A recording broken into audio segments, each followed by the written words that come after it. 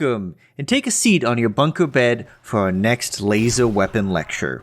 And before you start sweating bullets, this won't be a complex lecture like the upcoming recharger technology, but this still will hopefully be an interesting one. The topic of this one is the ugly duckling of the laser weapon family. Foregoing accuracy for covering fire and target saturation, the tri-beam laser rifle, shortened to tri-beam usually, is the laser shotgun and, like the pistol and rifle, is a returning weapon from Fallout 3. Arriving in the capital wasteland with broken steel and in the hands of some of the strongest foes in the waste, the tri-beam laser technology is an Enclave advancement, or at least derived from their research. The minimum involvement is that it came from their stashes, but in the Mojave Wasteland these weapons are much more common and less hazardous to obtain, with one exception. The tri-beam uses the very same technology as the AER laser rifle series, but is more efficient with its space, giving less real estate to collimators, but to a splitter.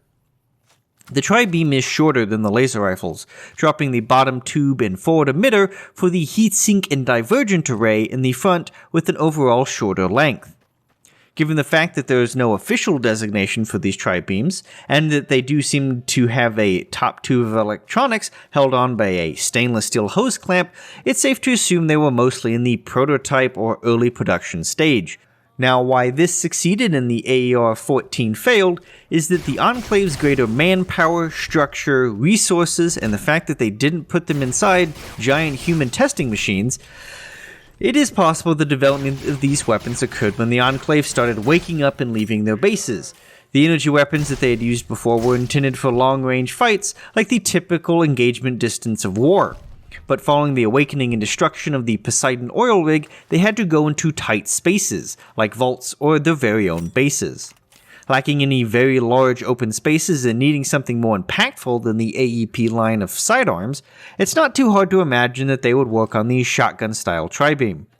Packing the power of the standard laser rifle bolt and firing 3 at the same time from a package not bigger than a fully outstretched arm, the tri-beam definitely excels in close range, where its intentionally poor spread combined with its power from each beam make for a net of lasers that catch charging foes, getting deadlier the closer they get.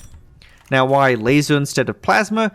Well, even in the days of the Western Enclave, lasers were great against those without power armor. However, they were quickly blunted by that silver ablative on almost all power armor models, with lasers having a less damaging effect on walls and technology, meaning that their bases themselves, or delicate vault technology, was in less danger of being damaged. When used in their own bases or vaults, the less collateral damage is obviously preferred, and in the unlikely event of getting killed by these less armed and armored foes, the tri-beam was less effective against the Enclave themselves. All in all, these tri-beams are at home when they are used in the assault role, but outside of that circumstance, they are more of a curiosity than anything.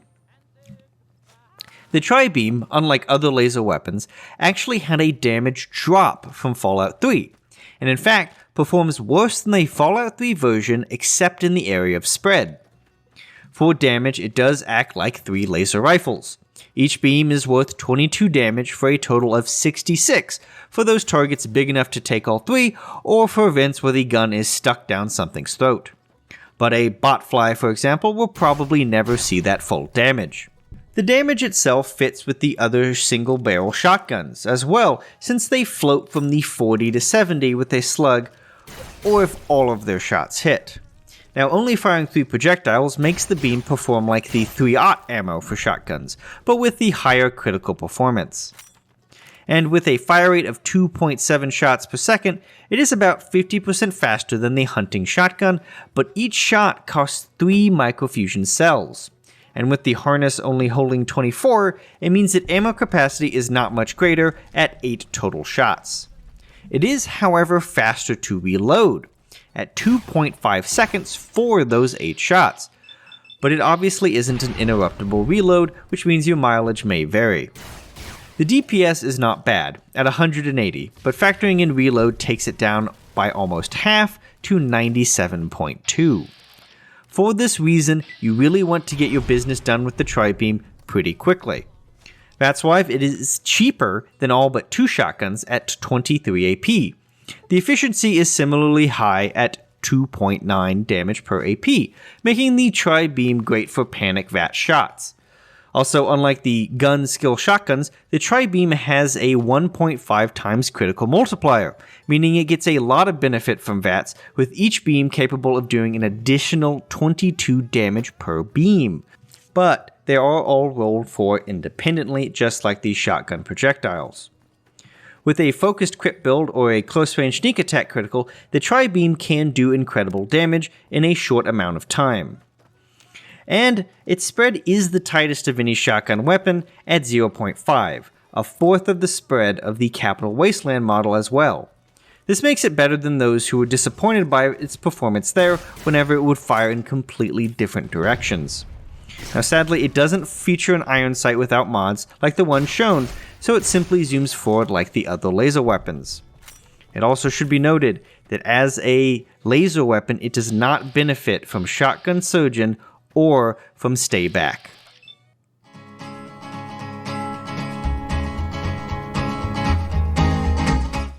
Now, given its theoretical nature, the tri-beam is a complex weapon. 3 times the gun a laser rifle is, and those require 3 times the weapon skill, at 75 energy weapons.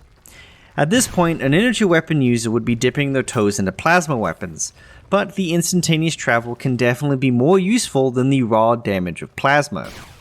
Now, the tri-beam is heavier at 9 pounds and has a strength requirement of 4, which still makes it a weapon for a weedy waster. Now, in the Capital Wasteland, the tri-beam wasn't valued more than the laser rifle, but in the Mojave, the increased complexity and rarity has made it much more expensive, even though it is much more readily available. A full condition tri-beam costs more than any other base model ballistic shotguns besides the Riot shotgun at a massive jump to 4,800 caps. Now that is 6 times more expensive than a normal laser rifle, and the tri-beam is probably not something you'd want to buy through a merchant.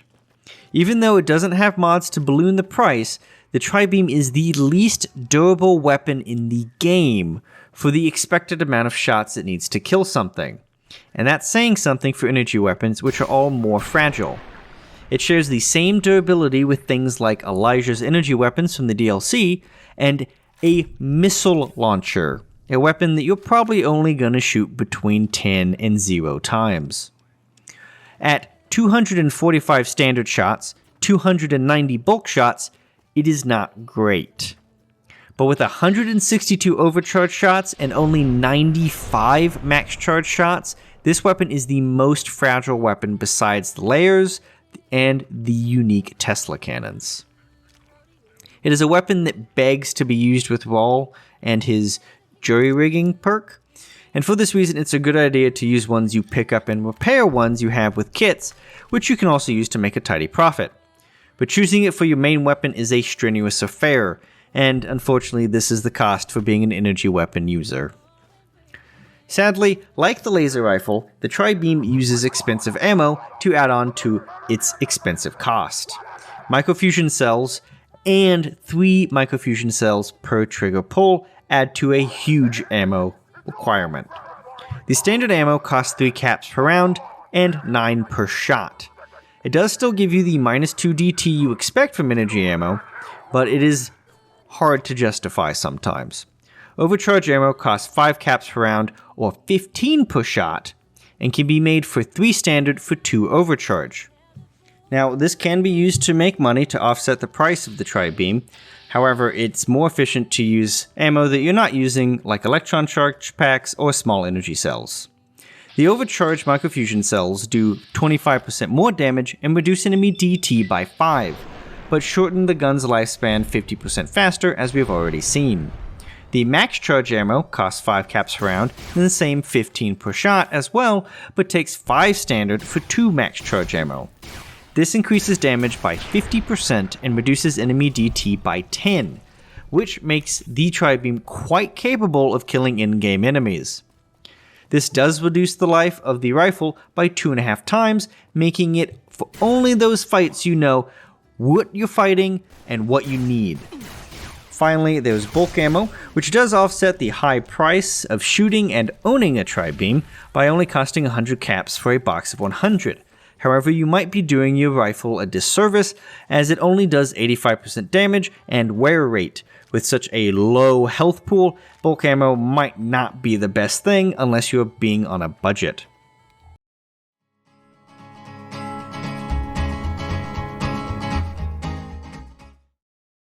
Now, sadly, the tri-beam would have to wait for the Gunrunner's arsenal before it got more support, and thus there are no variants or uniques in the base game. Like most weapons, the tri-beam is begging for unique. With a little bit more durability, a tighter spread, and damage could really make it stand out against the plasma weapons that it has to face off with. But sadly, no such luck without signing the pact with the Gunrunners, which opens 3 mods. Going to the usual places can net you a tri-beam pretty quickly if you have the caps. Now, the Follower Safe House has one, but requires some work at the Old Mormon Fort and to get pretty far in terms of New Vegas. But the Silver Rush have a display model, and Night Taurus will give you one if you return the missing laser pistol. For those with the Wild Wasteland perk, there might be some aliens with these guns far north of Vegas if you can make it. But other than that, Brotherhood of Steel members are the only ones that carry this weapon randomly. If you can make it to the Brewer's Beer bootlegging, they might have one, but ones with a desire for challenge can try the Deathclaw Promontory, which will also net you power armor pieces. But it should be said that the Deathclaw Promontory has the largest concentration of Deathclaws outside of Deadwind Cavern, and it is a completely open world space, so they can't get stuck as easily. Now, at higher levels in the game, Cliff Briscoe and the Great Con Armorer can carry them, and of course, finally, the Van Graffs and the Vendatron are the usual ones that you can get it from. Now, the tri-beam is actually a good weapon, marred by an incredibly fragile frame. Limited to close range fighting, the tri-beam will disappoint you at further ranges, but it really makes a mockery of big targets, and those ghouls and geckos that want to grab you from really up close. It is a great VATS weapon with solid critical stats, even if it doesn't benefit from the shotgun perks. If you can keep it repaired, it will easily outperform those shotguns, except with maybe the flexibility of their ammo type. But loaded with max charge, the tri-beam will be 3 shining beacons for all the 100 shots you can make with it.